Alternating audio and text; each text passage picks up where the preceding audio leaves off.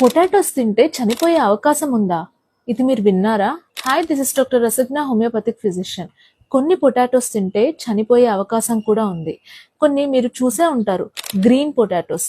Peel చేసినప్పుడు లోపల green colour లో ఉంటుంది. అంటే దాని అర్థం అందులో ఒక టాక్సిన్ ఉంది అని అర్థం.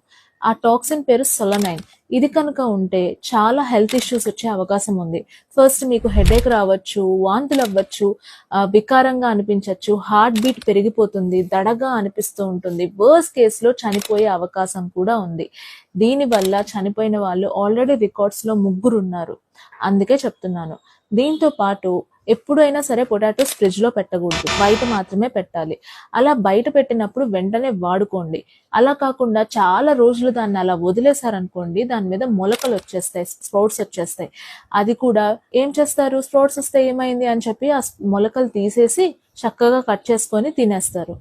అలా తిన్నా కూడా అది కూడా చాలా పాయిజనస్.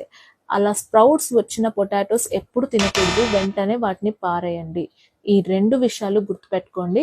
ఈ వీడియో అందరికీ షేర్ చేయండి, చాలా ఉపయోగపడుతుంది. Thank you.